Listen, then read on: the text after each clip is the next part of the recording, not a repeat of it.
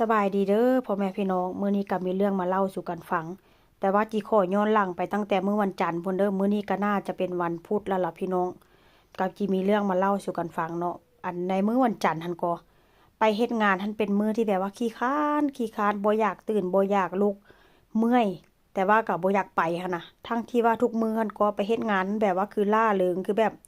เมื่อยก็มีความสุขแล้วก็อยากไปแต่ว่ามื้อนั้นเป็นมื้อวันจันทร์พี่น้องเอ้ยจิเว้าสู่กันฟัง ไปหั้นก็บ่อยากเข้าเฮ็ดงานไดลมกับหมู่หั้นอยากพักร้อนเด้อยากพักร้อนบ่อยากเฮ็ดงานหมู่หั้นก็หัวได้หมู่หั้นก็อายุหลายแล้วพี่น้อง50กว่าปีแล้วแต่ว่าก็เป็นรุ่นแม่รุ่นยายพุ่นล่ะเนาะแต่ว่าก็ยังเฮียกเสี่ยวคือกันอยู่ว่าซั่นจ้ะแต่ว่าเขาก็ฮ้องว่าอันทางนี้น่ะเขาเจ้าบ่ได้ฮ้องว่าอายุน้อยอายุหลายแต่ว่าก็ฮ้องว่าเป็นหมู่กันว่าซั่นจ้ะเนาะอันฮ้องในนามกันว่าเป็นหมู่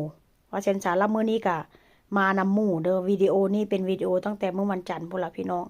เวลาไปเฮ็ดงานท่านก็บ่อยากเข้าเฮ็ดงานหลังจากเฮ็ดงานไปได้ประมาณ2ชั่วโมงแล้วเนาะก็อันพักเบรกช่วงพักเบรกนั้นก็เป็นช่วงพักเบรกกินข้าวว่าซั่นจ้ะแล้วบัดนี้ล่ะค่อยลาอันไปตักอาหา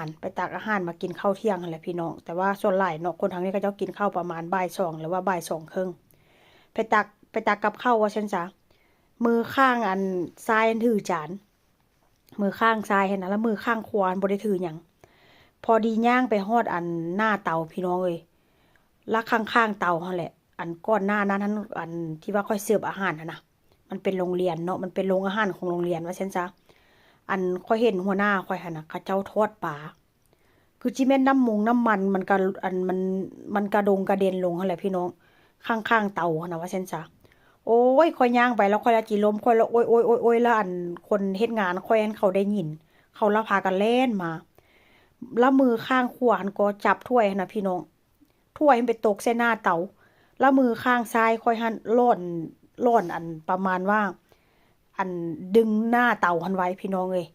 อันผู้ใดก็จิฮู้แหละเนาะหน้าเตาที่แบบว่าเขาเจ้าเฮ็ดอันร้านอาหารในเมืองนอกหั่นน่ะมันจะเป็นหน้าเตาแบบว่าหน้าเตาไผ่เตามันว่าเช่นซะ แล้วก็จะมีอันจานบ่แม่นจานดอกมันก็จะมีจานแบบว่าคล้ายๆกับจานนั่นแหละพี่น้องแต่ว่าเป็นสี่เหลี่ยมวางไว้ทางลุ่มแล้วก็เอาอันเตาหั่นวางไว้ถึงเพื่อหยังเพื่อว่ากับข้าวกับน้ำเวลามันกระเด็นลงหั่นน่ะเนาะมันจิบ่ได้เปื้อนว่าซั่นซะ